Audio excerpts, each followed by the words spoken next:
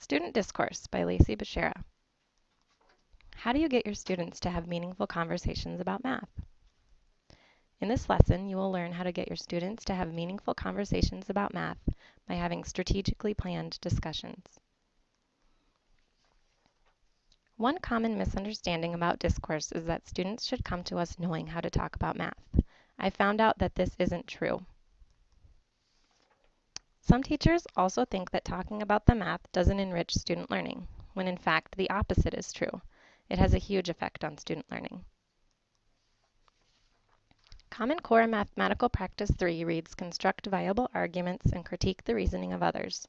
When using Investigation's math curriculum, teachers are encouraged to have students work in a variety of different ways, all of which involve talking to others about the math. Math discourse gives students the opportunity to share their thinking. It provides them an opportunity to articulate their strategies and learn from their peers. Investigation's curriculum units promote mathematical discourse. In each book, the lesson may state strategies to look for, examples of student dialogue, to questions and/or specific ideas to focus on during discussions.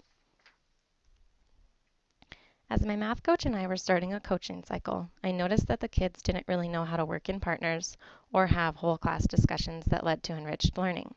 We saw the kids working, but not together. They were also talking, but not about the math.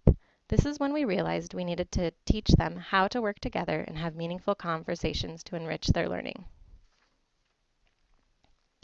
The first thing we did was talk to the kids about what we were seeing and that we wanted to help them become better partners and have conversations about math. We decided to brainstorm with them about what they thought they should be saying to their partners during work time. We realized asking them, "What should you be talking about?" was a little too vague. So we started to ask, "What would you say to your partner if they had a computation error in their work?" Or you both got the same answer but had a different way of solving the problem.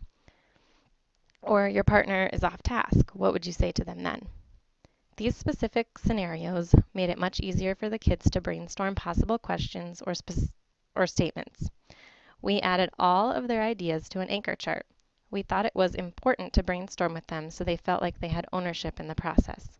As new situations came up, we added new questions or statements to our chart.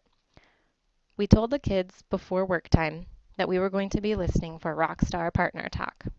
We jotted down things we heard the students say, and we would end the math time with a debrief about the good things we heard the kids saying and the things that maybe weren't so good and how they could be better.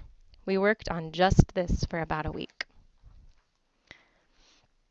We noticed that our kids were getting better at what to say during partner work, but they needed to learn what it looked like, too, not just how it should sound.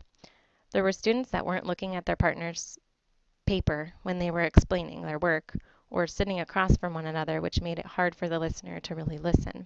Some students were having one-sided conversations and not taking turns. My math coach and I told the kids that we were going to model what partner work looked like, and they needed to be watching for what they noticed us doing. We created an anchor chart of all of the things they noticed.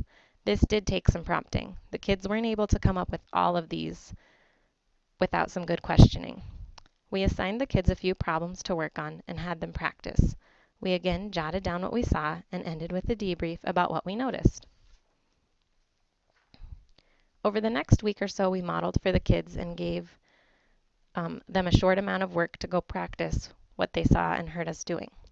We would always discuss what we noticed, and as time went on, most of it became second nature for the kids.